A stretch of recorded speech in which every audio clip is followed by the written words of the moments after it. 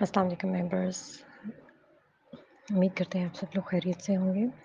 संग शकन की एपिसोड नंबर 15 के साथ हम लोग हाजिर हैं। अबीर हसन के कलम से लिखी गई है। उसके बारे में थोड़ी सी बताती जाऊँ कि यशब ने रूफ़ी के साथ निकाह कर लिया और उसको ज़बरदस्ती के साथ अब उसको हकीकत से आशना करने वाला है। तो चलिए स्टार्ट करते हैं अब हम लोग।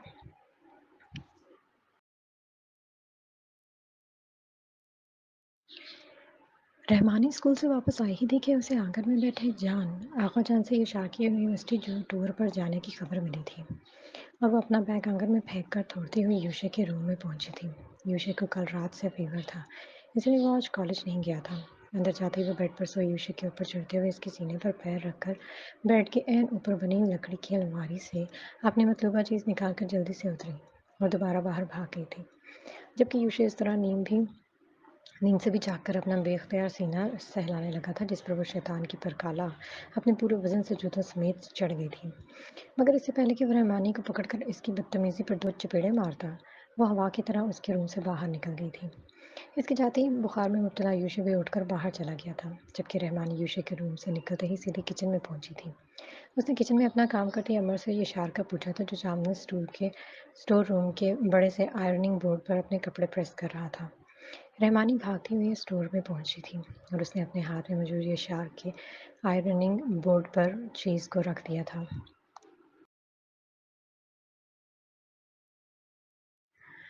इसके हाथ में मौजूद चीज़ यूशे की बड़ी सी चौकोर लकड़ी की पेटी जैसी ग्लिक थी, जो खुद यूशे अपने और रहमानी के लिए सवात में से लेकर आया था जब वो अपने कॉलेज टूर के साथ सवात किया था। मगर मोटी तबीयत वाली रहमानी ने अपनी ग्लिक अपनी एक गरीब और मजबूर भोली भाली शरीफ सी क्लासमेट को दे दी थी और तभी से वो यूशे की ग्लिक पर नज़र टकाए बैठी थी। कई बार उसने ये लकड़ी की दीदा सी ग्लिक यूशे की अलमारी से निकाल कर कभी अमल, कभी यशार तो कभी आगाजान को दिखाकर हासिल करनी चाहिए थी, मगर हर बार इसे नाकामी का सामना करना पड़ता था। यूशे अपनी ग्लिक देने को तैयार ही नहीं होता था। वो रहमानी की वजह से हर बार अपनी ग्लिक की जगह बदल देता था, मगर वो कहीं ना कहीं से ये ग्लिक ढूंढ कर ही निकाल लेती थी। दो बार उसने दो बार उसने यूशे के पीछे उसकी ग्लिक को यशब और यस्तानी की अलमारी में छुपाना चाहा था, मगर एक बार अमल ने और एक बार यशार ने रहमानी को धर लिया और दूसरी बार यशार ने बड़े ही प्यार से उसे समझाया कि किसी की चीज़ को बिना बताए लेना नहीं चाहिए और वो चोरी की ज़मरे में शामिल होता है, इसलिए वो ग्लिक को चुराने की कोशिश न करें, जो वो ग्लिक वापस यूशे को वापस दे आई थी। अभी यशार के शुमाली इलाका जहाँ टूर पर जाने का सुनकर वो यूशे की अलमारी से वो ग्लिक निकाल रही थी और प्रेस करते यशार के सामने जा खड़ी हुई थी।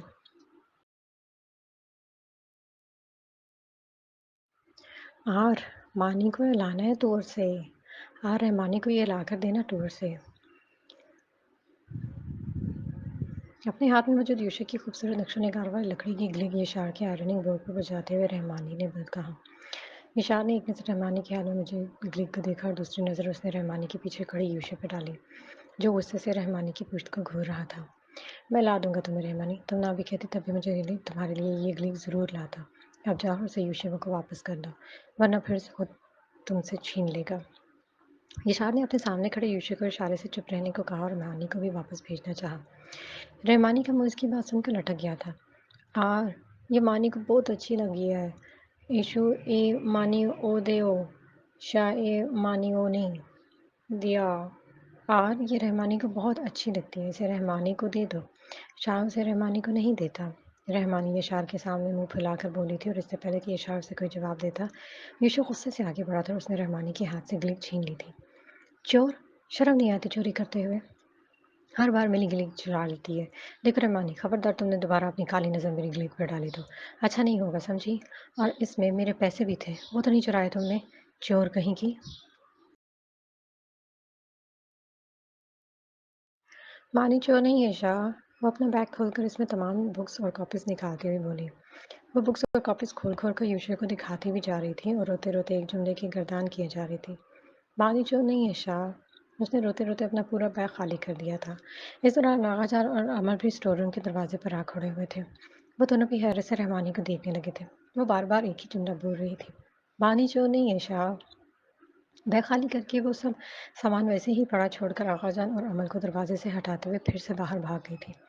اس کا رخ باہر والے آنگن کی طرف تھا، جبکہ رحمانی کے اس رد عمل پر ہک سا کھڑا یوشے اپنے پیروں میں پڑے ان نوٹوں کو اٹھانے لگا جو رحمانی اپنے پینسل باکس سے نکال کر اس کے پیروں میں ڈال گئی تھی۔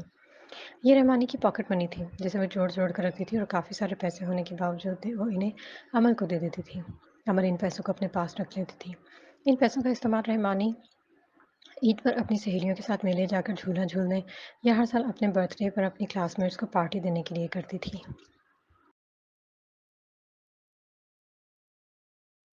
مانی چور نہیں ہے شاہ، وہ اپنا بیگ کھول کر اس میں تمام بکس اور کاپیز نکالتی ہوئی بولی۔ وہ بکس اور کاپیز کھول کھول کر یوشے کو دکھاتی بھی جا رہی تھی اور روتے روتے ایک جملے کی گردان کیے جا رہی تھی۔ مانی چور نہیں ہے شاہ، اس نے روتے روتے اپنا پورا بیگ خالی کر دیا تھا۔ اس دوران ناگا جان اور امر بھی اسٹور روم کے دروازے پر آ کھڑے ہوئے تھے۔ وہ دونوں بھی حیرت سے رحمانی کو دیکھنے لگے تھے۔ وہ بار بار ایک ہی جملہ بول رہی تھی، مانی چور نہیں ہے شاہ۔ بیگ خالی کر کے وہ سب سامان ویسے ہی پڑا چھوڑ کر آغا جان اور امل کو دروازے سے ہٹاتے ہوئے پھر سے باہر بھاگ گئی تھی۔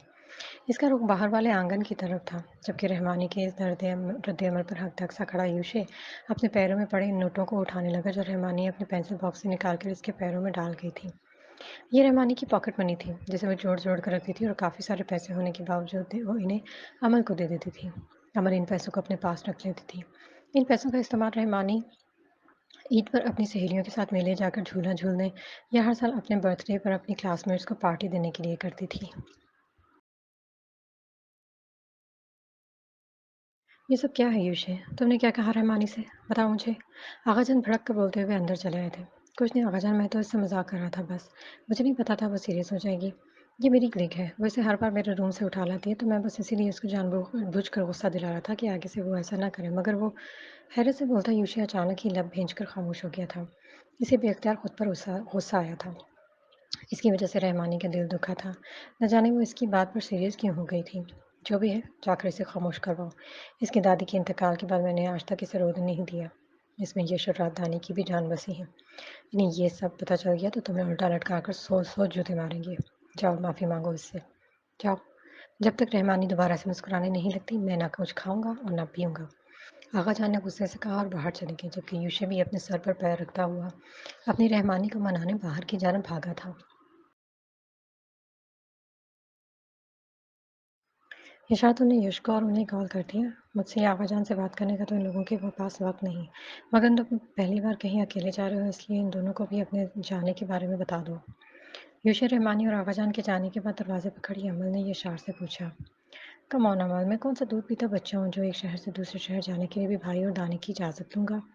وہ لوگ اپنے اپنے کاموں میں بزی رہتے ہیں، آپ کو پتہ ہے نا، بھائی کو تو خود اپنی مصروفیت کی وجہ سے بہت دنوں پر گھر کال نہیں کرتے، اور دانے بھی آج کل بہت مصروف ہے۔ ماموں جان نے نہ جانے کہاں چھپایا ہوا ہے انہیں۔ اشر تک سے میری بات ہوئی، دونوں دنوں ہو گئے ہیں۔ ازمیر بھی گلا کر رہا تھا کہ اشر اسے بھی کال نہیں کرتا۔ اب آپ بتائیں، اتنی مصروف ہستیوں کو ایک شہر سے دوسرے شہر جانے کے لیے اسپیشلی کال کرو، فنی نہیں لگے گا؟ یشار نے اپنے استری شدہ کپڑوں کی تہہ بناتے ہوئے کہا۔ اس کے جواب پر امل کے دل پر بھی اس دلربا سے شخص کے لیے دبا ہوا غصہ اور شکوہ جاگ اٹھا تھا، جو اسے یہاں سے جاتے ہوئے ہی بھول گیا تھا۔ امل نے سوچ لیا تھا کہ وہ اس بے وفا فریبی شخص سے بات ہی نہیں کرے گی، جو گھر پر ہوتا تو دیوانہ وار اس کے آگے پیچھے گھومتا تھا، مگر ڈیوٹی پر جاتے ہی اسے یکسر فراموش کر دیتا تھا۔ کیا ہوا؟ کیا سوچ رہی ہیں؟ نشان نے اپنے خوبصورت سرخ سفید چہرے کو آئرننگ اسٹینڈ کے کونے پہ پڑے چھوٹے سے ٹاول سے پوچھتے ہوئے خاموش کھڑی امل سے پوچھا۔ امل بس نفی میں سر ہلاتے ہوئے اس بلا کے حسین لڑکے کو دیکھ کر رہ گئی، جو خوبصورتی اور وجاہت میں ہو بہو اپنے بڑے بھائی اور چچا جیسا تھا۔ وہ سب کشمیری تھے۔ ان کا اندازہ ان کی خوبصورت چہروں اور اونچی لمبی جسامت کو دیکھ کر اچھی طرح ہو جاتا تھا۔ اشار عمر میں اس سے بڑا تھا، مگر وہ بچپن سے ہی آپ کہتا تھا، اور اب تو عمل اس کی چچی کے عہدے پر بھی فائز ہو چکی تھی، اس لیے اب تو وہ اسے مزید عزت دینے لگا تھا۔ عمل، لگتا ہے آپ بھی میری طرح دانی سے ناراض ہیں، وہ آپ کو بھی کال نہیں کرتے کیا؟ اشار شرارت سے عمل کو دیکھتے ہوئے پوچھا، جو پلٹ کر باہر جا رہی تھی۔ اشار کی بات سن کر وہ ٹھٹک کر اپنی جگہ رکی، اور پلٹ کر اس نے خفا سی نظر اشار پر ڈالی تھی۔ میں ان سے ناراض کیوں ہوں گی؟ ناراض ہونے کے لیے سامنے والے پر حق رکھنا ضروری ہوتا ہے۔ میں ان پر کوئی حق نہیں رکھتی ہوں، نہ وہ مجھے کچھ سمجھتے، میں ان کی ہوں ہی کون؟ نہ وہ مجھے جانتے ہیں، نہ ہی میرے دل میں ان کے لیے کوئی اپنائیت رکھتے ہیں۔ انہیں عمل صرف فاروق منزل کی دہلیز کے اندر تک یاد رہتی ہے، جیسے وہ اس دہلیز کو پار کرتے ہیں، میں ان کے لیے اکثر اجنبی بن جاتی ہوں۔ یہاں بھی وہ مجھ سے اس لیے بات کر لیتے ہیں کیونکہ میں یہاں انہیں مفت کی خانسما، صفائی والی اور دھوبن کے روپ میں میسر ہوں۔ اس سے زیادہ انہیں مجھ سے کوئی مطلب نہیں۔ وہ سخت روحان سے لہجے میں بولی، چھپاک سے باہر نکل گئی۔ اس سے زیادہ یشار کو اور کچھ بتا بھی نہیں سکتی تھی۔ آخر بھرم بھی تو کوئی چیز تھی۔ وہ یشار کے اس بے حس چچا سے سخت خفا تھی جو اس کے ساتھ دوہرا معیار اپنائے ہوئے تھا۔ وہ گھر میں ہوتا تھا تو عمل پر واری صدقے ہوتا پھرتا تھا اور گھر سے جاتے ہی اس کے لیے کسی بھولی بسری یاد جیسا ہو جاتا تھا۔ عمل بھی یہ استان سے شاید خود کو یاد رکھنے کی امید نہیں لگاتے اگر وہ نکاح کے دن یہ استان بٹ کو اپنے ارد گرد پروانے کی طرف طواف کرتے نہیں دیکھتی۔ وہ جب سے یزدان کے دل میں اپنے لیے موجود جذبات سے آشنا ہوئی، یزدان نے اس کے سامنے اپنا دل کھول کر رکھ دیا تھا۔ عمل کے کورے کاغذ جیسے دل پر لفظ محبت لکھ ڈالا تھا، اور تبھی وہ یزدان بٹ کی ذات کے ساتھ نہ جانے کتنے ارمان، کتنے خواب جوڑ بیٹھی تھی۔ مگر وہ گھر سے جاتے ہی عمل جہانگیر کو بالکل بھول جاتا تھا۔ اس بات پر عمل کا دل ہر بار نئے سرے سے دکھتا تھا۔ پہلے تو وہ خود کو کافی حد تک سمجھا لیتی تھی اور ہر بار یزدان کے واپس آتے ہی سب کچھ بھول بھال جاتی تھی، مگر اس بار بھی یزدان نے اس کے ساتھ اپنا سابقہ رویہ برقرار رکھا تھا۔ تبھی عمل نے سوچ لیا تھا کہ اب وہ اس ہرجائی شخص کو بالکل معاف نہیں کرے گی، چاہے وہ اس کے سامنے ناک رگڑے یا اس کے پاؤں پکڑے۔ وہ یزدان ارمغان بٹ کے فریب میں بالکل نہیں آئے گی۔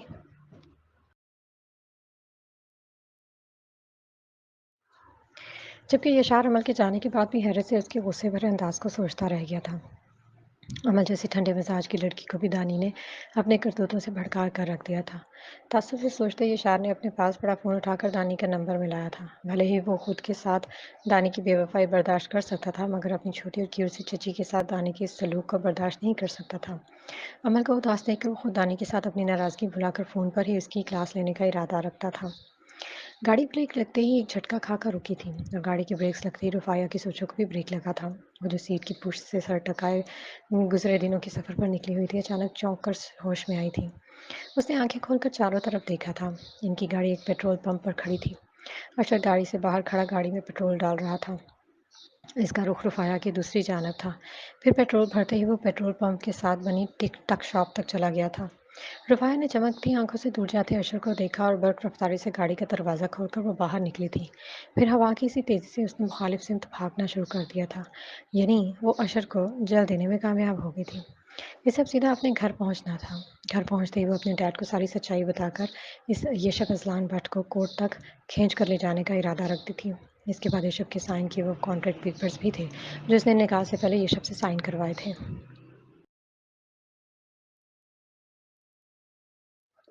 وہ بری طرح بھاگتے ہوئے اس روڈ سے نکل کر دوسرے روڈ تک پہنچ چکی تھی۔ پھر اس نے سامنے سے گزرتی کیب کو ہاتھ کے اشارے سے روکا تھا۔ جس جگہ وہ موجود تھی وہاں سے اس کا گھر کا 1 گھنٹے کی مسافت پر تھا، اس لیے وہ کیب میں بیٹھ کر الحیات کے لیے روانہ ہو چکی تھی۔ وہ یہ نہیں جانتی تھی کہ اسے یوں بھاگنے کا موقع بھی اشر نے خود فراہم کیا تھا، اور نہ ہی وہ یہ جانتی تھی کہ جس عذاب سے پیچھے چھڑانے کے لیے وہ الحیات بھاگی جا رہی تھی، کچھ دیر بعد میں الحیات میں اس عذاب سے بڑی ایک قیامت اس کی منتظر ہوگی۔ بھائی، سب کچھ ہمارے پلان کے مطابق چل رہا ہے۔ بھابھی میری گاڑی سے نکل کر بھاگ چکی ہیں۔ انہیں لگ رہا ہے وہ مجھے بیوقوف بنا کر نکل بھاگی ہے۔ اب آپ آگے بتائیں کیا کرنا ہے؟ اشر نے ہلکا سا رخ موڑ کر اسے پیچھے بھاگتی رفایا کو دیکھا جو بھاگتے بھاگتے نظروں سے اوجھل ہو گئی تھی۔ تبھی وہ ریلیکس ہو کر پلٹتا ہوا سیدھا کھڑا ہو گیا۔ ویری گڈ، اب تمہارا کام یہ ہے کہ تم اپنی ٹیم لے کر جمال کے دوسرے اڈے پر پہنچو۔ کل تم نے ان لاکڈ رومز کو چیک نہیں کیا۔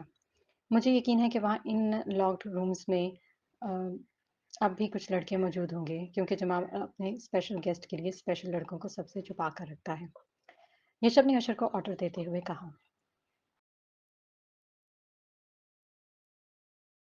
اوکے، اور آپ کہاں جائیں گے؟ کیا بھابھی کو لینے کے لیے جائیں گے؟ وہ اپنے باپ کی حقیقت جان کر الحیات یقیناً بھی چھوڑ دیں گی۔ اشر فکر مندی سے بولا۔ فکر مت کرو اشر، میں الحیات ہی جا رہا ہوں، تمہاری بھابھی کو دیکھ لوں گا، اور میں نے لڑکوں سے بھی کہہ دیا کہ وہ اپنا کام شروع کر دیں۔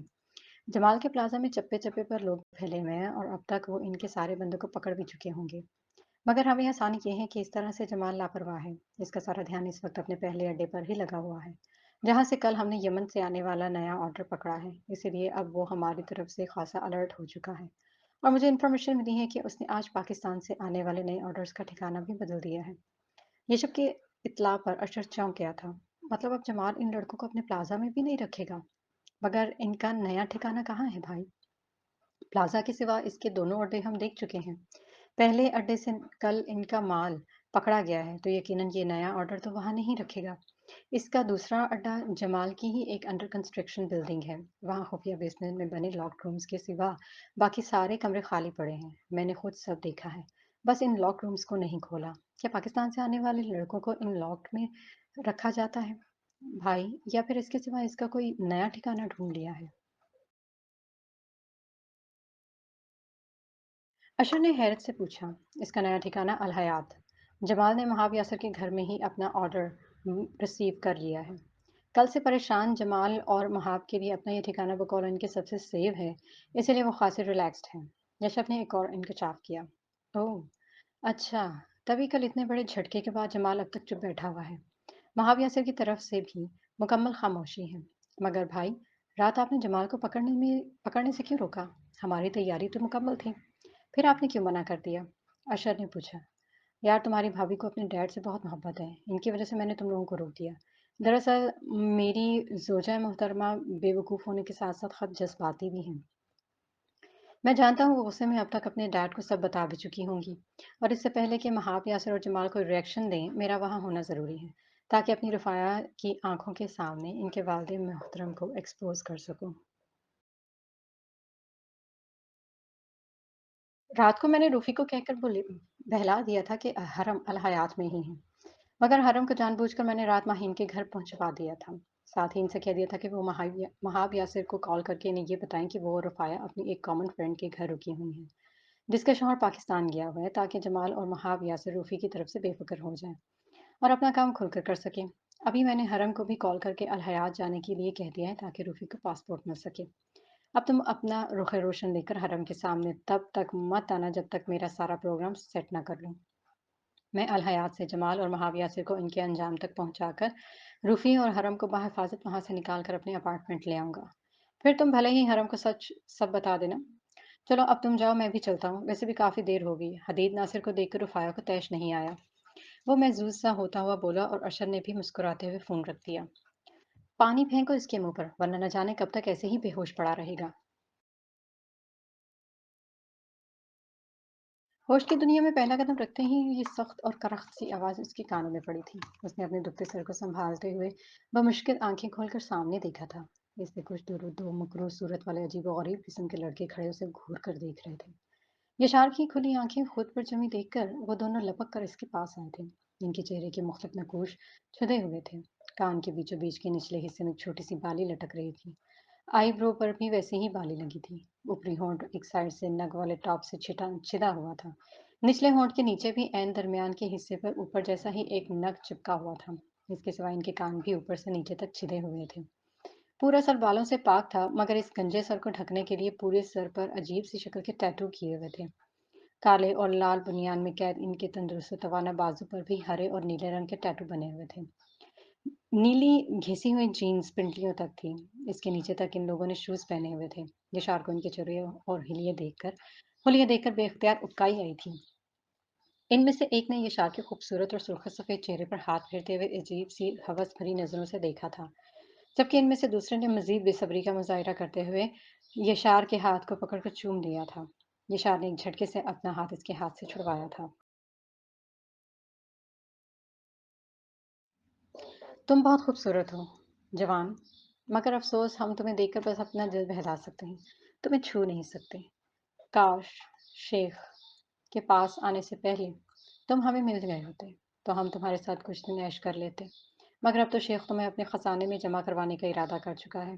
तभी बाकी लड़कों को तो उसने बुलवा लिया है, मगर तुम्हें इसने सबसे अलग रखा है, ताकि तुम पर जमाल या किसी दूसरे की नजर न पड़े। तुम जैसे हीरे वो अपने खजाने में खास मेहमानों के लिए जमा करके रखता है। अब अपना हलिया दुरुस्त करो, तुम्हें शेख के खजाने तक लेकर जाना है। यशार के बाजू को चूमते हुए गंजे शख्स ने कहा, जबकि दूसरा अभी इस पर नजरें जमाए बैठा उसे हसरत से देख रहा था। कौन हो तुम लोग? मुझे यहाँ क्यों लाए हो? यशार गुस्से से अपनी जगह से उठते हुए बोला, मगर साथ ही इसका सर बुरी तरह चकरा कर रह गया था और वो जोर से लड़खड़ाया था। तभी इसको खामोशी से देखते इस बंदे ने लड़खड़ाते यशार को एक बाजू से थामा था और झुककर इसे चूमने लगा था। निशार ने गुस्से से बिफर कर इस बंदी को जोर से पीछे धकेल कर इसके मुंह पर एक मुक्का मारा था। मुझे हाथ लगाने की कोशिश मत करना, बेहुदा गलीज इंसान। तुम नहीं जानते तुमने बहुत गलत जगह पंगा ले लिया है। ये शेख जो भी है ना, इसको कह देना कि मुझ पर हाथ डालकर उसने अपनी मौत को खुद आवाज दे दी है। निशार ने कहते हुए बाहर की तरफ कदम बढ़ा दिए थे, मगर तभी अचानक उसे अपने बाजू पर चुभन का एहसास हुआ था और उसने हैरत से पलट कर देखा। दूसरा बंदा जो उसके कदमों में बैठा था, उसने यशार के बाजू में इंजेक्शन लगाया था। शेख को चीखते हुए लड़के पसंद नहीं, इसलिए तुम्हें खामोश होना पड़ेगा। चलो इसे लेकर अलहयात चलते हैं। दोबारा से यशार की आवाज गुम होने से पहले उसने ये जुमला सुना था और उसके बाद उसकी आवाज गुम हो गए थे।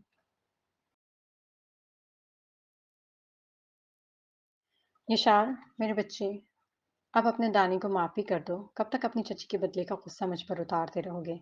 मैं जानता हूँ मुझसे कोताही हो जाती है, मगर यार अपने उस्ताद मोहतरम को तुम जानते हो, वो ज़रा सी रियायत नहीं देते। फिर मुझे मासूम के कंधों पर कितनी बड़ी-बड़ी ज़िम्मेदारियाँ हैं, ये भी तो देखो। अपने शेर के साथ मौजूद गधे को भी मुझे हैंडल करना पड़ता है। ये सब मैं तुम्हारी चची से डिस्कस नहीं कर सकता ना। जानते तो हो इसका दिल चिड़िया जितना है। छोटी-छोटी बातों पर 2 मिनट में घबरा कर रोना शुरू कर देती है। इन्हें मैं कैसे बताऊँ कि आजकल किस किस्म के केस पर काम कर रहा हूँ? इन्हें अगर सच पता चल गया ना तो मेरी तरफ से मज़ीद मशकूक हो जाएँगी। और फिर हमारे शेर ने भी एक कारनामा सर अंजाम दिया हुआ है। इनकी भी बला को मुझे ही देखना है। निशार ने दानी को कॉल कर दिया था और उसकी कॉल पिक करते ही वो शुरू हो गया था। तभी दानी ने गहरी सांस खींचते हुए भतीजे को वजाहत देनी शुरू कर दी थी। मगर यशार बड़े भाई के कारनामे का सुनकर चौंक गया था। मतलब, क्या किया उन्होंने? निशार ने हैरत से पूछा। शादी कर चुका है वो, जिससे वो शादी की है वो भी इसी की जैसी है, न डर और बेखौफ। न मरने से डरती है न मारने से यार। बहुत खुला हाथ है इसका, कितनी बार अपने शेर की धुलाई भी कर चुकी है। दानी की इतला पर यशार जोर से अपनी जगह उछल पड़ा था। ये आप क्या कह रहे हैं? भाई ने शादी कर ली, वो भी हमारे बिना। हमें इतना पराया समझ लिया उन्होंने। ये शार विषय की तरह शिकायती लहजे में बोला था। हाँ यार, हालात ही ऐसे बन गए थे कि सब करना पड़ा, मगर इसकी शादी पर मैं और तुम्हारे मामू जान भी हुलिया बदल कर मौजूद थे। और इसका निकाह भी यहाँ यश के फ्लैट पर, मतलब कराची में हुआ है। गम ना करो, शादी हो गई तो क्या हुआ। हम दोनों चचा भतीजे एक साथ शानदार सा वलीमा करेंगे। तब तुम अपने दिल के सारे अरमान निकाल लेना। जसदान भतीजी को तसल्ली देता हुआ बोला। मुझे ये सब नहीं पता दानी, मगर मैं इस खुफिया शादी के लिए भाई को कभी माफ़ नहीं करूँगा। आप सब एक जैसे हो गए हैं। अमल ठीक कहती है कि आप हम लोगों को बस इस घर की दहलीज तक ही जानते हैं। घर से बाहर जाते ही आप हमें हमसे अक्सर अनजान हो जाते हैं। ना आप लोगों को फारूक मंजिल याद रहती है और ना यहाँ के मकीनों का ख्याल आता है। बहरहाल, भाई को मेरी तरफ से शादी की बहुत बहुत मुबारक दे दीजिएगा। अल्लाह हाफिज़। निशा ने सख्त गुस्से से कहते हुए ना सिर्फ कॉल डिस्कनेक्ट कर दी थी, बल्कि अपना फ़ोन भी स्विच ऑफ कर दिया था। फिर वो गुस्से में सीधा आका जान के पास गया था। वो इस वक्त ज़ोहर की नमाज़ पढ़ने मस्जिद जा रहे थे। आज इन्हें ऑफिस लंच के बाद जाना था, तभी वो घर में खासे रिलैक्स थे। यूशा और रहमानी भी इनके बेड पर बैठे हुए थे। यूशा ने रहमानी को मनाने के लिए इसके सामने चॉकलेट्स का ढेर लगा हुआ था, जिसे रहमानी बहुत नखरों के बाद एक उठाकर अपनी स्कूल ड्रेस की पॉकेट में भरती जा रही थी। मुबारक हो आगाजान, भाई शादी कर चुके हैं। आपकी ये परेशानी भी उन्होंने दूर कर दी है। अब आप आराम से बैठें। भाई और दानी दोनों ने हमें बिल्कुल पराया समझा हुआ है। दोनों बाहर क्या-क्या करते फिरते हैं, इसकी हवा तक हमें लगने नहीं देते। इसलिए आप भी इन सब की फ़िक्र करना छोड़ दें और प्लीज़ मेरे बाहर जाने के बारे में आप इन लोगों को भी कुछ नहीं बताएँगी। ये शहर आगाजान के सामने जाते ही गुस्से से फट पड़ा था, जबकि इनके साथ-साथ यूशा और रहमानी भी उसे इतने गुस्से में देखकर हैरान रह गए थे। तुमसे किसने कहा कि यश ने शादी कर ली है? आगाजान ने दरवाजे पर खड़े यशार को देखते हुए हैरत से पूछा। अमल भी इनकी ऊंची आवाज सुनकर किचन से भागी चली आई थी।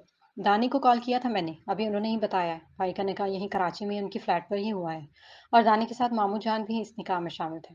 बस हमें ही कुछ नहीं बताया गया। मैं आपसे कह रहा हूँ आगाजान, अगर आप लोगों में से किसी ने भी इन्हें मेरे टूर पर जाने के बारे में बताया ना, तो मेरा मरा हुआ मुंह देखेंगे। हम लोग भी इनसे हर बात की ऐसी ही पर्दादारी कर रखेंगे, जैसे वो हमसे रखते हैं। ये शार गुस्से से बोलता हुआ अपने कमरे में चला गया था। आगाजान और अमर ये शार को इस तरह भड़कते हुए देखकर खामोश खड़े थे। इन्हें यकीन ही नहीं आ रहा था कि यश इतना बड़ा फैसला इन्हें बिना बताए कर लेगा। यूशा समेत रहमानी भी यशार के गुस्से को देखकर होंठों पर उंगली रखकर बैठ गई थी। शाह, दानियो यश ओ नहीं बताना, आर तू ए आया है। शाह, दानियो यश को नहीं बताना, टूर पे गया है। रहमानी ने धीरे-धीरे आगे खिसकते हुए यूशे के कान में राज़दारी से कहा और शॉक्ड बैठे यूशे ने भी उसकी बात सुनकर पुरसोच अंदाज़ में सर अस्पात में हिला दिया था।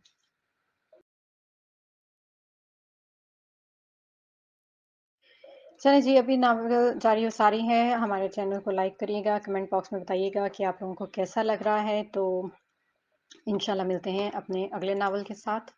उम्मीद है आप लोगों को अच्छा लगा होगा, कमेंट्स में ज़रूर बताइएगा। खुश रहिए, आबाद रहिए, मिलते हैं फिर अगले नावल के साथ। अल्लाह हाफ़िज़।